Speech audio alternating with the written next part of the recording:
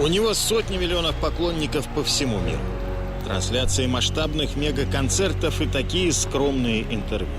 Несмотря на юный возраст, он проделал большой творческий путь. И мы решили рассказать о нем. Снять документальный фильм о его становлении. И уже в процессе подготовки материала пришла идея разговора со зрителем напрямую. Диалог от первого лица. Без посредников. Такой, какой он есть. В свой день рождения. Димаш Кудайберген. Как в камере, нормально? Нормально, как раз подсветка. отырып алып жас кезінде мынау вообще андай не сияқты ойнап қой, короче, более реалити шоу сияқты реакция бүкіл әңгіменің бәрін айтып беремін қазір. Бәрін айтып берейін ба? Кете берсін, ничего страшного. План жасайық. Можем про это потом десять. Обиделся десять. Что ты, нормально ты? А, я же правша. Енді әрмен қарай берейік жайлап.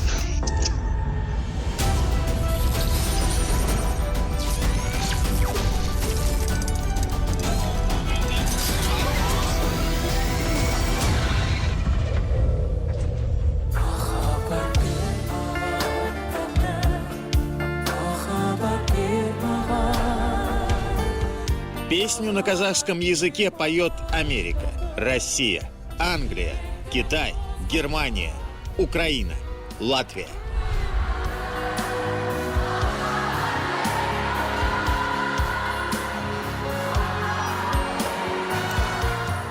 Подарить любовь просит у судьбы Димаш Кудайберген в своей знаменитой песне «Махаббат Бермаган». Миллионы фанатов отдали ему свои сердца, а он дарит им всего себя. Талант, голос, силы и время. Без остатка. Таким чутким к своим слушателям Димаш был всегда. С самых малых лет. Бұл балаға бір өлең айтып берсе деймін. Айтып берейін.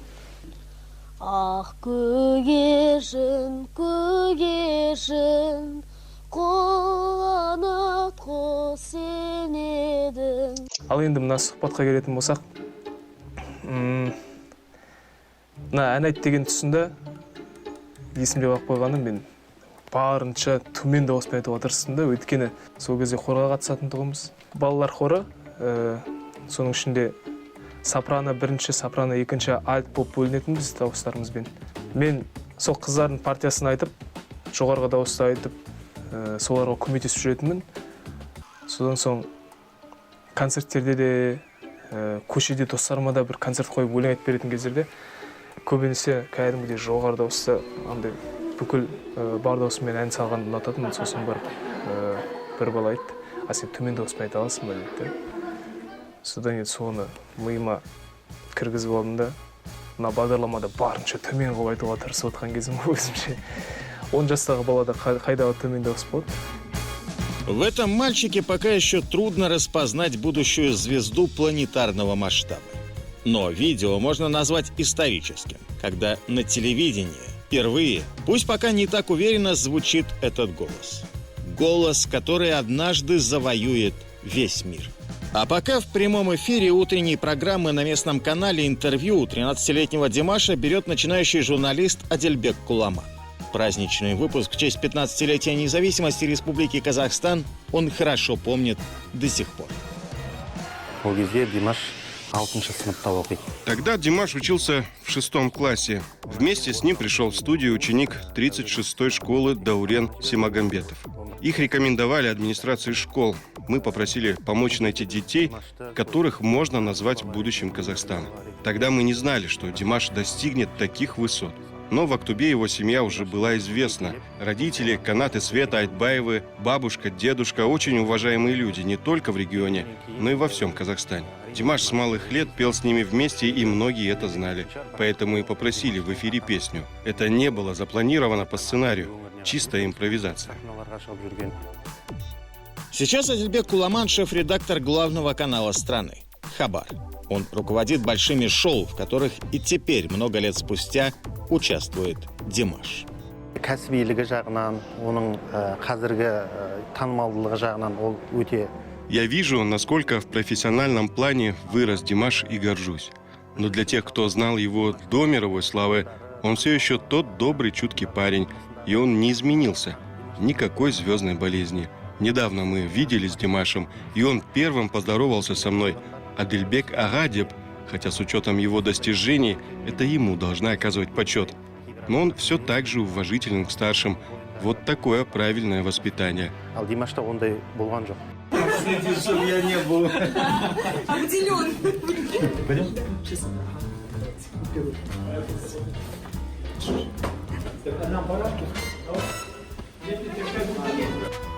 В этой же гримерке накануне большого концерта в казахстанской столице Димаш делится своими страхами.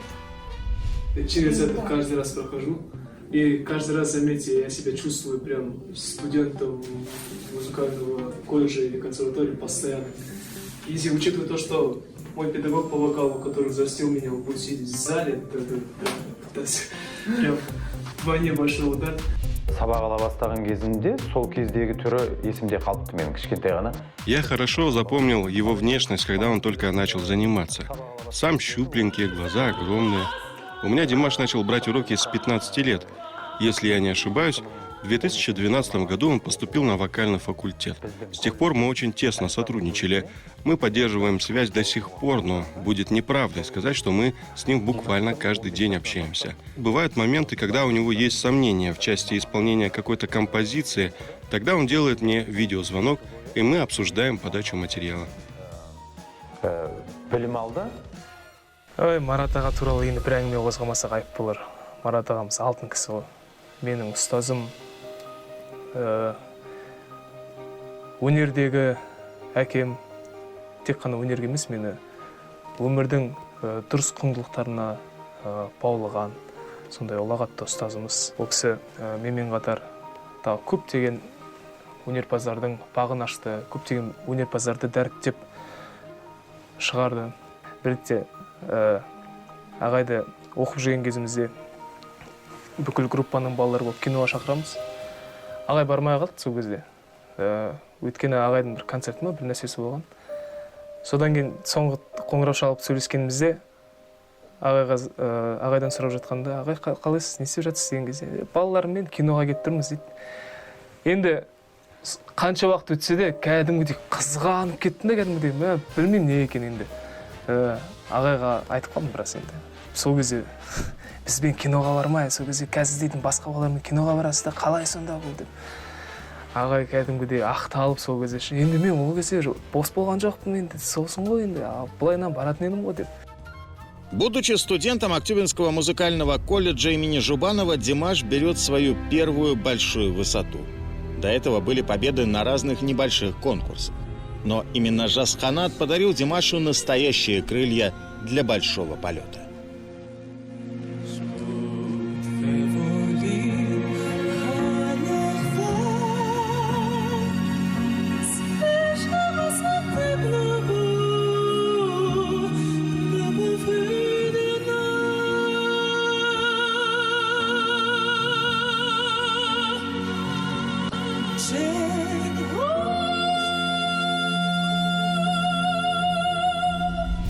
И здесь же напутствие Розы Баглановой, которое сейчас пользователи в комментариях называют пророческим.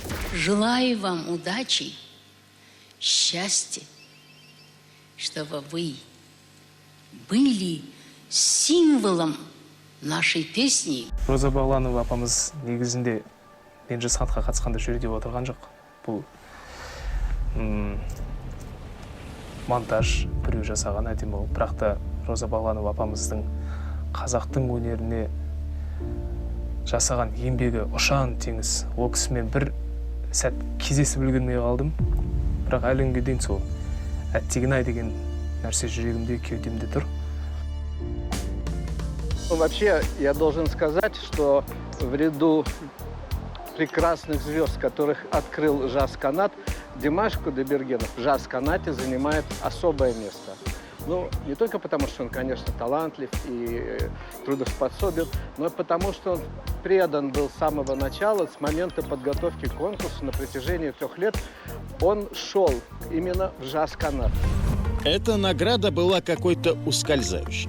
Лишь с третьей попытки Димаша зачислили в конкурсанты. 16 жасында бізге айтпастан, ол әндерін Жас Қанаттың. В 16 лет он тайком от нас подал заявку на участие в конкурсе «Жас Канат». Его не приняли, и он сильно расстроился. Целый год он готовился, репетировал и в 17 лет снова подал заявку. Когда ему пришел ответ о зачислении в конкурсанты, он так радовался, как будто уже победил. Сначала он не подходил по возрасту, слишком юный. Потом чем-то не угодил репертуар. А когда наконец-то прошел отбор, то чуть не вылетел за опоздание. Много лет спустя Мурат Иргалиев поделился в интервью каналу «Казах ТВ» интересной историей. Однажды отъезжает от гостиницы автобус с участниками, и там мне сообщают, мы в 9 часов закон отъехать утра, в 9 часов отъехать от гостиницы. Отъезжает автобус, я говорю, все нормально, все, уехали, да. Димаш Кудайберген опоздал. Я говорю, вы его ждали? Нет, конечно. Я говорю, правильно. А сам думаю судорожно, какую же причину найти, чтобы его оставить? Это вот в 2012 году. Да, в 2012 году. Я говорю, так, я хочу узнать, кто давал ключи сегодня от гримерок? Ну, ко мне зовут там бабу Машу. Баба Маша. Там вот кто сегодня первый открывал гримерную? Да, вот этот ваш высокий пацан с длинными волосами. Красиво поет.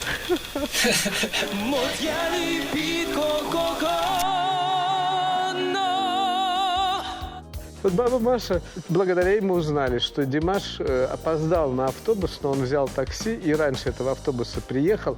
Вот какое чувство ответственности. Я думаю, вот наш человек. Ол кезде ұйықтап қалған жоқпын. Мен тұрып алдым. Содан кейін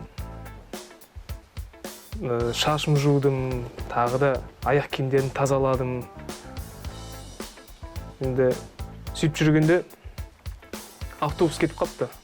Жарайды дедім енді. Алдымда көше тұрған бір машина тоқтата салдым да. Аға, кеттік конгресс холлға. Любой ақшаңызды беремін деп. Ана жерде. Енді асып баратқаннан емес, ол енді байқаудан шығып кетпеудің амалы ғой енді. Машинада келе жатқан кезде енді уайымдаймын ғой. Бірнеше рет звондап жатырмын.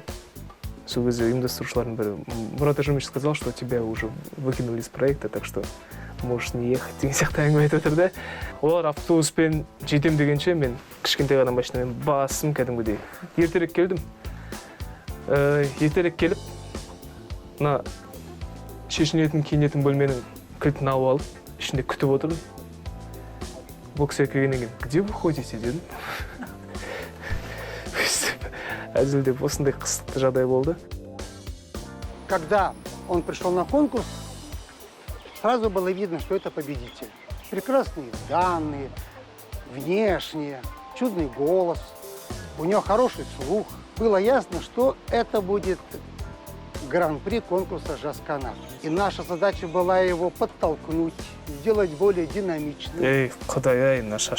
Вывести из состояния замкнутости. Он быстро это сообразил, схватил. И все это, то, что он получил на «Жас Канате», он сам потом говорил, что это пригодилось ему в его дальнейшей профессиональной карьере. Я сейчас хочу, во время эфира хочу задать вопрос Александру Сергеевичу. Тогда Мурат Ажимович и Александр Сергеевич делали замечания мне насчет моей одежды, там, насчет еще всего там, по мелочам. Единственное замечание, которое они упустили, они должны были мне посоветовать: так, давай сделаем тебе стрижку. Они должны были это сказать. А я-то думал, что в то время я думал, что это круто выглядит. На протяжении 3 лет он шел именно в «Жас Канат», ни в какой другой конкурс, в которых было полно в то время в нашей стране. Ну, конечно, в этом смысле он шел к «Жас Канату и со своим педагогом, и со своим главным наставником, канатом, своим папой. И, как мне говорил потом Димаш, «Жас Канат» позволил ему почувствовать наслаждение от сцены. И это был его первый шаг на, можно сказать, на большую сцену.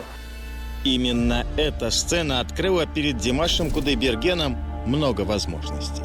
Во-первых, путь к высшему образованию. Его сразу как-то заметили, хотя говорят, что до этого конкурса он выступал на каких-то мелких республиканских конкурсах, и якобы многие наши ведущие артисты, педагоги, они как бы говорили, что нет, он состоится или не состоится, и были разные у него мнения, что так петь нельзя, может быть, и невозможно. Но на сегодня жизнь показывает, что и так можно петь, и еще как, и быть известным во всем мире. То есть это, я бы сказала, что его звезда, вот мне кажется, привела сюда, в наш город Нур-Султан, и он состоялся именно в нашем университете. На этой же сцене артиста с невероятными вокальными данными заметили организаторы украинского Восточного базара. Пригласили поучаствовать. Димаш согласился и сделал первый шаг за пределы казахстанского музыкального пространства.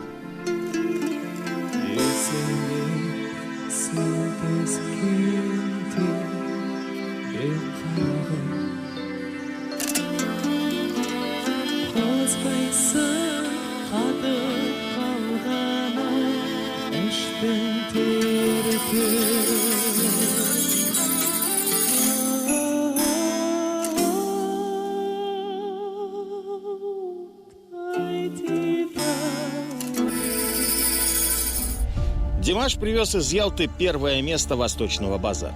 Через полгода невероятный голос Димаша Кудайбергена разлетелся над волнами Иссык-Куля. Он участвовал в фестивале исполнителей популярной музыки «Мейкен Азия». На самом крупном после «Жаз-Канат» конкурсе, международном, с большим жюри, с большой публикой, с разнообразием стран-участниц, был кыргызский фестиваль «Мейкен Азия». Он проходил на Иссык-Куле. Ну, там, конечно, все удивлялись ему, но должен сказать, что Димаш подъехал на этот конкурс раньше. Привезли его родители, Канат и Светлана. И он там акклиматизировался, потом стали съезжаться участники конкурса, и подъехали мы с Александром Сергеевичем. И что вдруг неожиданно происходит? Родители собираются перед самым конкурсом и уезжают. Мы говорим: Канат, что же вы уезжаете в последнюю минуту перед конкурсом? Они говорят: ну есть же вы.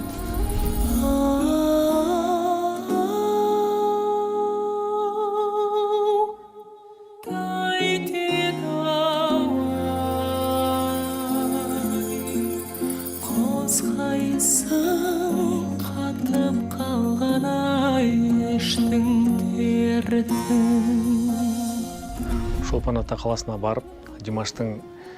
Мы заранее приехали в Чолпан-Ату, чтобы Димаш мог привыкнуть. У озера Иссык-Куль было довольно прохладно, поэтому мы волновались, что он простынет. И так вышло, что за день до его выступления нам с его мамой пришлось срочно уехать по работе. И мы оставили его на попечение друзей. Конечно, мы сильно волновались, но перед выступлением артиста очень важно подбодрить. Поэтому мы не подали виду, а наоборот, настроили его. Это международный конкурс. Ты представляешь Казахстан, нужно собраться и выступить достойно. А сами всю дорогу волновались за него, пока не доехали до дома. И он не позвонил с хорошими новостями. Димаш Кудайбергенов, Казахстан! Аплодисменты, Волчалар, Казахстан, Гран-при, Димаш Кудайбергенов! Мы поздравляем вас еще раз с победой. Это упорная борьба и, наконец, существенный результат. Спасибо вам большое. Это труд, во-первых, моих учителей, поскольку я хотел бы выразить свои благодарности моему преподавателю. Опять же скажу, заслуженному деятелю культуры Казахстан Марату Атимову Олжабаевичу. Это его труд, я просто показываю его работы. На байқауларға барып, жеңісті болып қайтып жүргеннен кейін, Жас-Қанат байқауы, одан кейін халықаралық байқаулар бар. Біздің ағай, Марат ағай, ешқашанда баланы асыра сілтеп мақтамайтын ешқашанда. Байқаулардан келіп жүргеннен кейін ағай маған 4 қойып бастады экзамендерге. Бәріне 5, Димаш Кудайбергенов, у вас 4 дейді. Үндемеймін тағы да. Жарайды деймін, тағы бір экзамен болады, 4 қояды.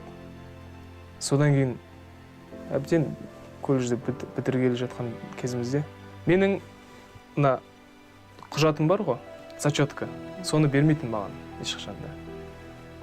Содан кейін барып, колледжді бітіргеннен кейін зачетын алып қарасам, ол 4 қоймаған. 5 қоя берген, сонда мен дейтін бірнеше жыл алдаған болып тұр. Бірақ соның арқасында мына шабыттануға деген кішкене бір рефлекс сияқты бір нәрсе қалып қойды деп ойлаймын. Сол себептен ағайымызға мынандай ерекше методикасымен бізді дәріптеп тәрбиелегендігі үшін шын жүректен рахмет айтамын. Его часто спрашивают об источнике вдохновения. В 2015 году он раскрыл секрет. Вот, улыбка матери дает многое. Это выступление на славянском базаре принесло еще большую известность талантливому артисту.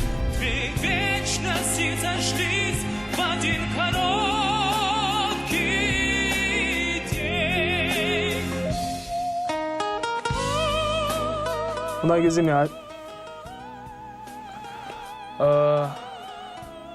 опять метель дегеннен орындап отырмын. Қазір қарап отырсам, жіберген қателіктерім көп екен негізінде мына вокалдық тұрғыдан.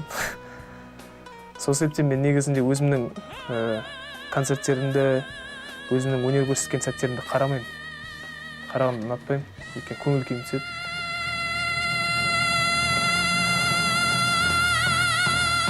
Из 3 композиций конкурса именно это оказалось ближе всего по духу аудитории. Она набрала большее количество баллов, что в итоге и принесло Димашу гран-при славянского базара. Песня, наполненная любовью к маме. Кстати, Димашу в этом смысле очень повезло. У него сразу 2 мамы.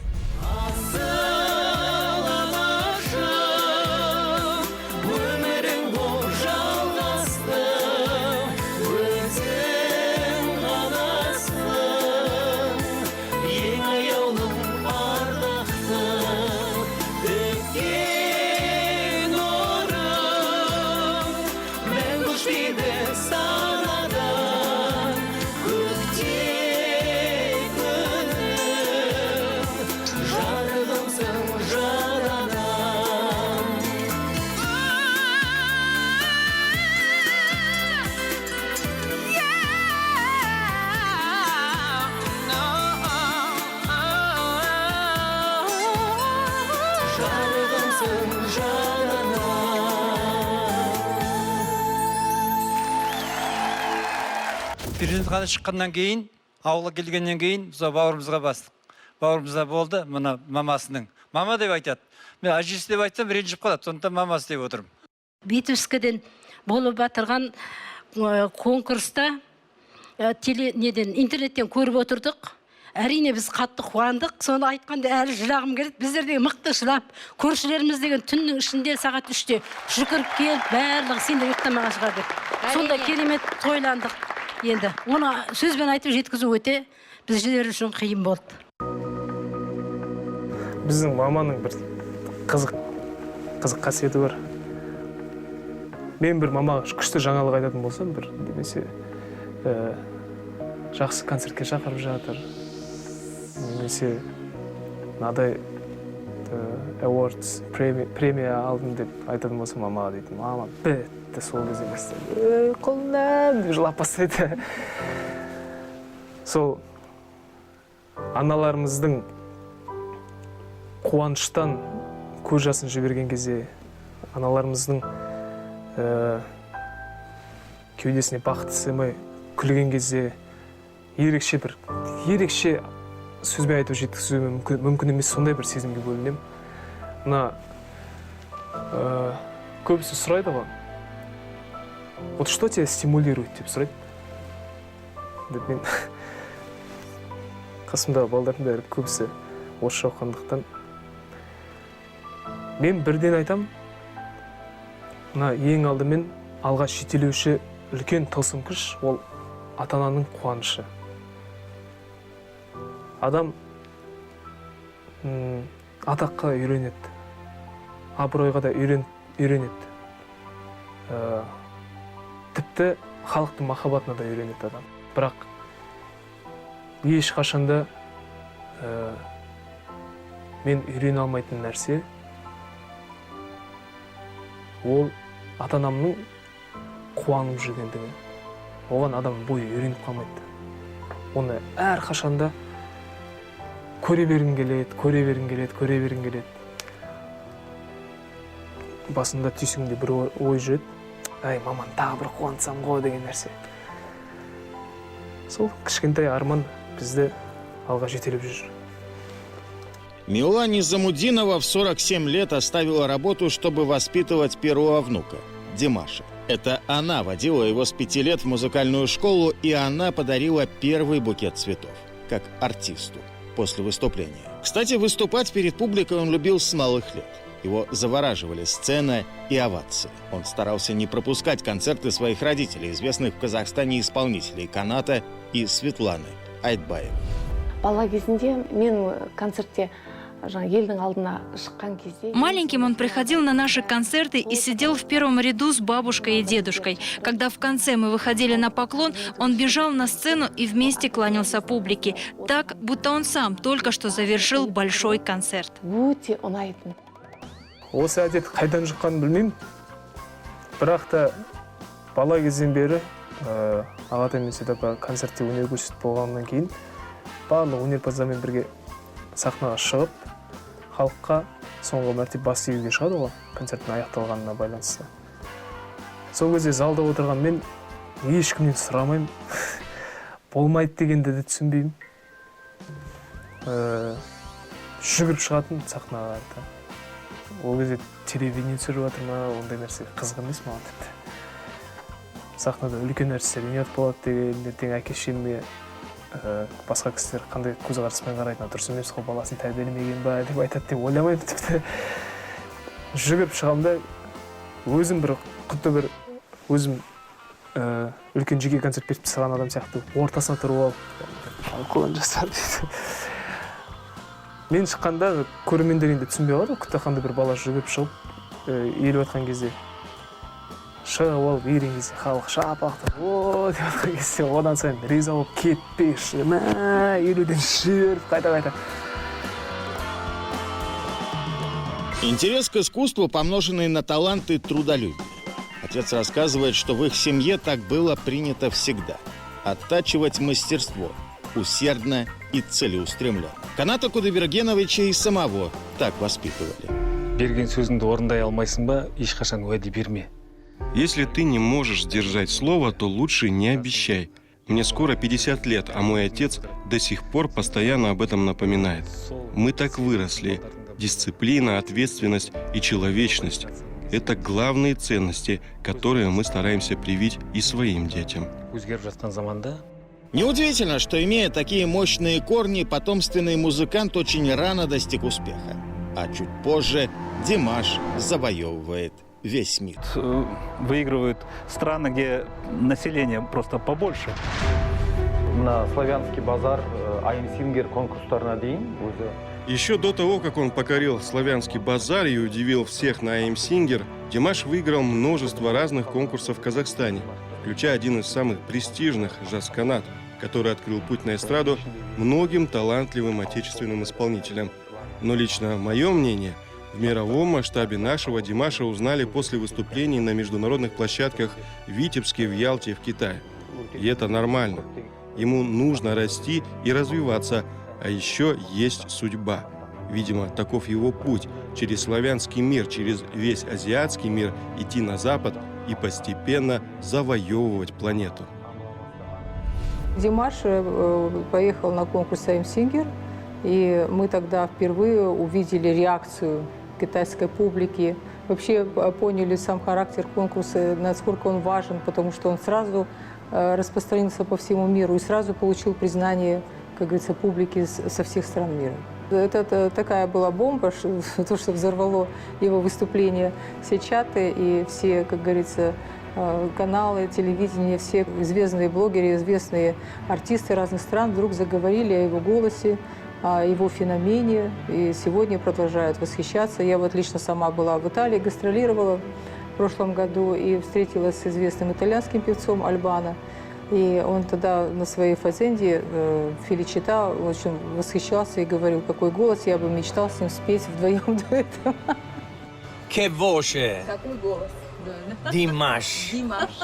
Che volendolo francesizzare questo nome, potremmo chiamarlo Domenica, Dimanche.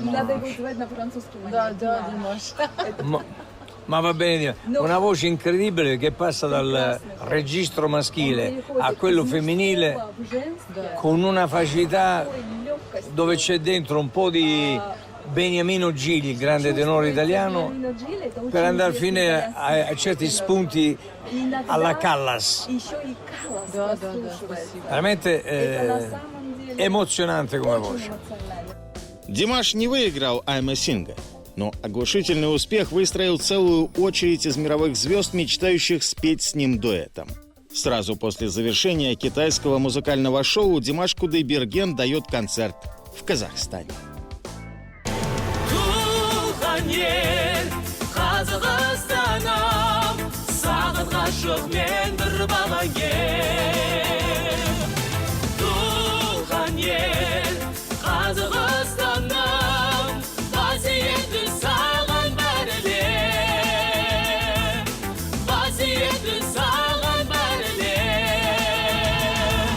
Природная тяга все время идти вперед заставляет Димаша постоянно развиваться. Времени на отдых просто нет. Есть новые цели. Первое – мировое турне «Ди-династии». И первая – мировая столица. Билеты на концерт в Лондоне были раскуплены за 1,5 часа.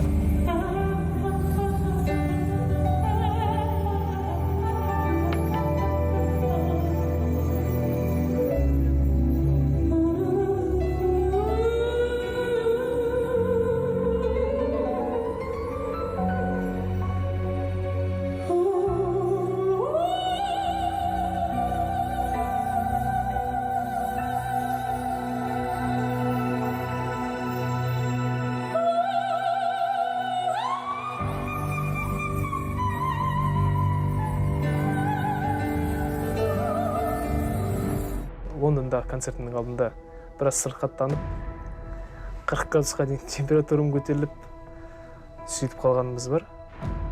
Тамағым ауырып біраз. Бірақ сахнаның құдіреті деген шын мәнінде бар екендігіне көзім жетті. Сахнаның сыртында тіпті біраз сөйлеуге шамам келмей сөйтіп тұрған болатын. Концертті кейінге қалдырайық десек, кішкене қиында болды, өйткені мен сол дәл концерт күні ғана ауырып қалдым. Көрермендердің бәрі келіп тұр, қаншама тыңдармандар басқа мемлекеттерден арнайы ұшып келіп тұр. Сол себептен кешке дейін біраз емделуге тырысып, өзімді жинақтап, күш-жігерімді қолыма жинап, сахнаға шыққанмын. Бірден 2-3 ән айтқаннан кейін шамал жазып кеткендей әсерде болдым да. Өйткені көрермендердің соншалықты махаббаты, ықыласы, энергиясы адамды біраз емдейтін сияқты көрінді маған. Сөйтіп, Лондонда да концертті бердік.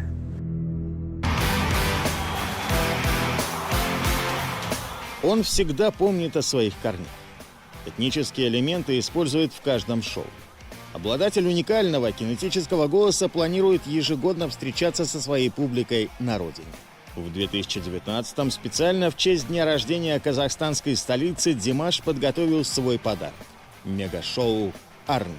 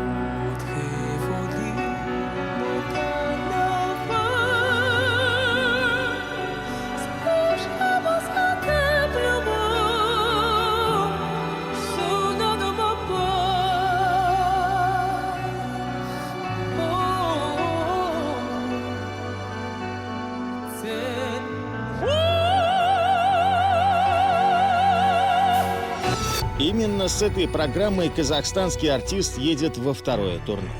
Одна из главных точек на карте – Нью-Йорк. Мировая звезда без привязки к стране. Теперь его своим считают в Китае. Предлагают представлять Россию на самом престижном вокальном конкурсе континента. Но природная скромность и воспитание не позволяют никаких превосходных форм в общении. Он не любит хвалебные оды. Считает, не заслужил пока.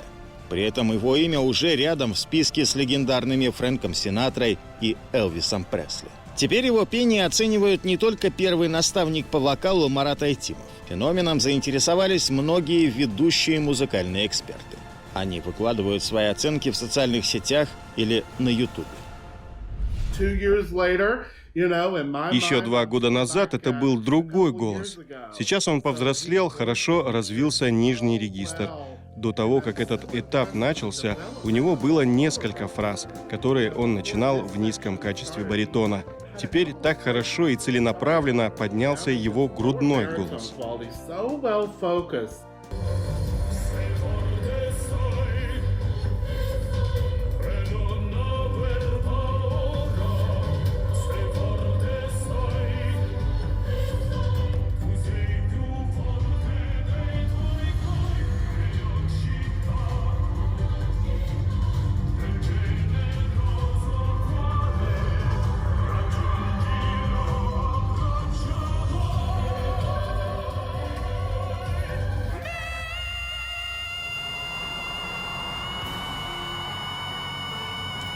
Это безупречно, совершенно головной голос, и это стаккато, и то, как он двигает микрофоном, что позволяет получить более острый звук. Когда ты поешь очень высокую ноту с сильным белтингом, то лучше это делать именно так. Он тут немного красуется, но лучше делать именно так, чтобы справиться с диафрагмой. Это также крутое движение перед толпой, чтобы они с ума посходили. Сейчас в Азии Димаша, выигравшего международные конкурсы, называют национальным достоянием Казахстана. Он вышел на международную сцену с особой техникой и ею покоряет весь мир, покоряет нас. Президент Китайской ассоциации поп-исполнителей Фулин стал профессионально анализировать творчество Димаша по просьбе внучки. 13-летняя девочка – фанатка казахстанского исполнителя. Теперь они вместе смотрят концерты и общаются с другими диерс по всему свету. Кстати, это английское слово, которое переводится как «дорогие», теперь стало определяющим термином всех, кто ценит творчество Димаша. Так сложилось в глобальной практике шоу-бизнеса, что фанаты самых популярных мировых музыкантов именуют себя определенным термином. У Джастина Бибера это беливерсы. Свифтисты обожают Тейлор Свифт, а дирекшионеры – фанаты бойс-бенда One Direction. У поклонников Димаша Кудайбергена целая экосистема. Все фанаты – это диерс, как народ одной страны, а города в ней – это фан-клубы. У каждого свое название.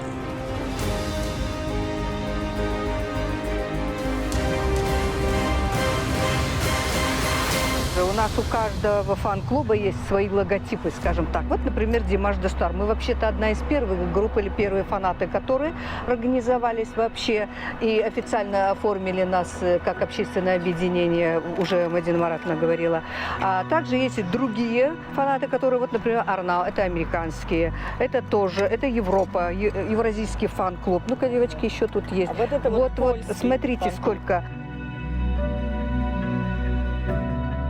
Завораживает, когда мы слушаем эту песню, и мы как-то уходим с ним вместе в какой-то мир музыки. Наверное, вот это вот его качество, умение уводить за собой, умение слушателя сопереживать с ним вместе историю песни. Вот это, наверное, вот все это нас привлекает. Он шутит все время, да? Все мы заметили, что к детям он очень хорошо относится, то есть очень как брат, действительно. Вот дочка моя, фанат Димаша, ей сейчас 11 лет. Вот, смотрю на детей, охота жениться. Потом чуть-чуть отхожу от детей, потом мозг начинает соображать, сразу желание пропадает. Я с детства мечтал стать артистом, и вот до сих пор мечтаю стать артистом.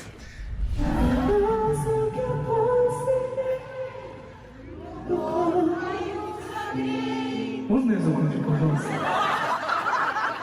Казахи никуда не торопятся, но никогда не опаздывают. Да, это факт. Просто казахи день встречи чуть-чуть меняет.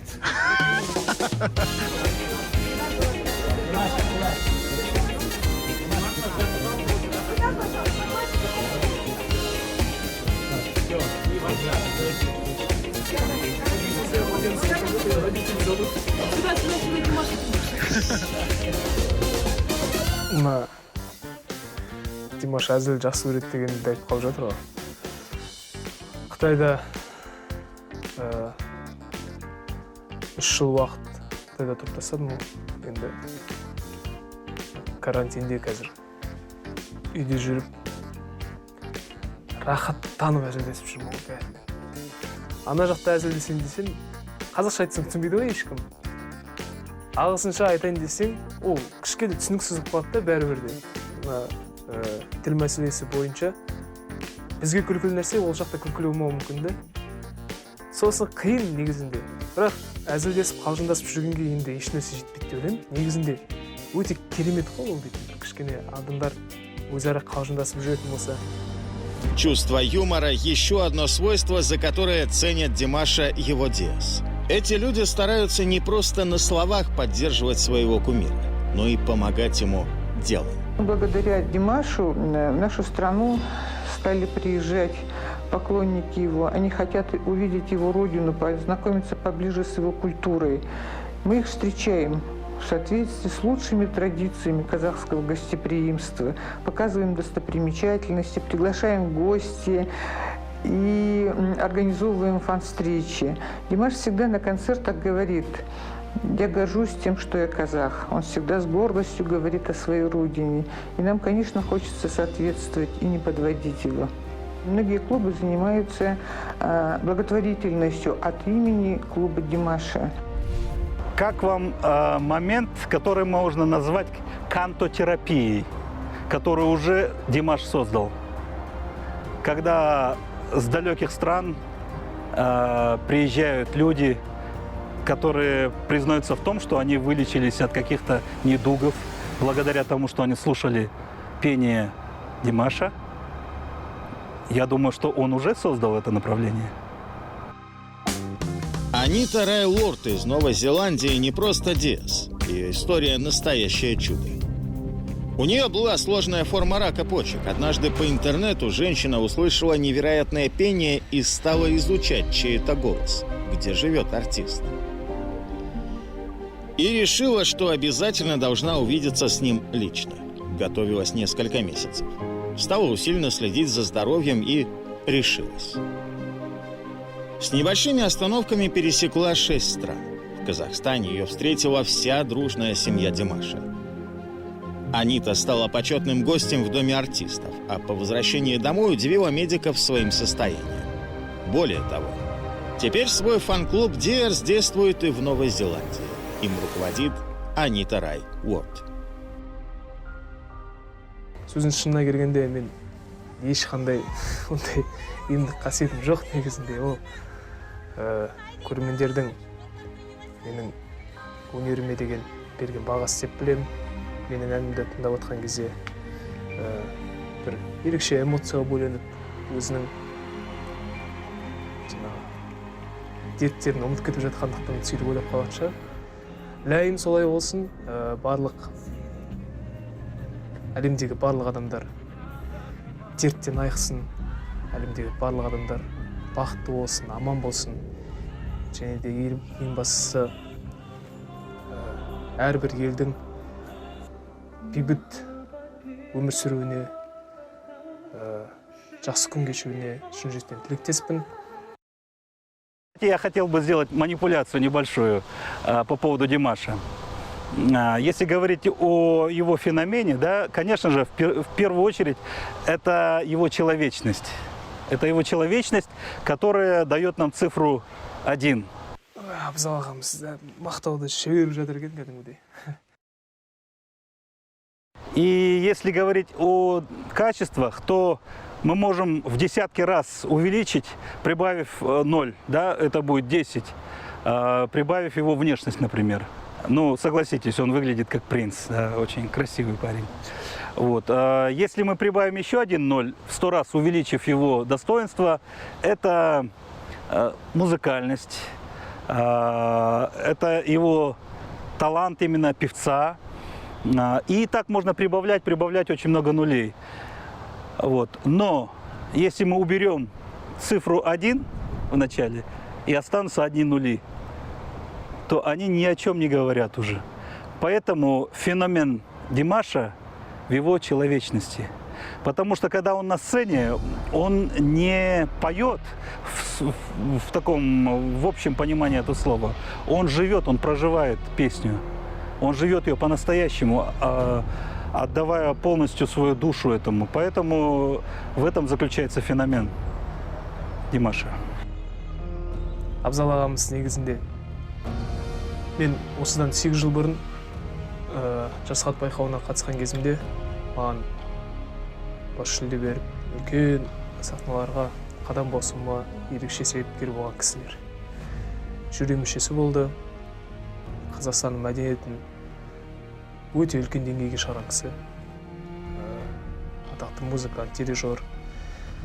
Енді осындай кісілерден бата есту, жақсы сөз есту мен үшін үлкен мәртебе. Сол себептен ағамызға үлкен рахмет айтамын. Он, пропагандируя наше культурное наследие, даже нас повернул лицом к нашей культуре и где-то учит нас ценить. Вы понимаете, что сейчас, в принципе, происходит. Интересно даже молодежи, все западное. И поэтому я надеюсь, что мы когда-то нашу молодежь научим дорожить и ценить наше культурное наследие. И, конечно, еще его роль важна в плане как ориентира воспитательного для подрастающего поколения, как эталона, чтобы я могла, как мама, сказать: вот Димаштай булдып, да? Будь как Димаш, и тогда ты добьешься успеха. Он уже состоялся как артист, но самое лучшее впереди. У него прекрасное будущее. А сегодня через его творчество, через его песни весь мир узнает казахский язык, казахскую культуру и всю страну. Менің туған күнімде маған деген ақ тілегін жаудырып жатырған барлық көрерменге шын жүректен рахмет айтамын. Сол маған жаудырып жатырған тілектердің бәрін өздеріңізге де соны тілеймін. Аман болыңыздар, ел болайық, аман болайық, бірлігіміз ешқашанда сарқылмасын. Ешқашан ешкімді ешкет болма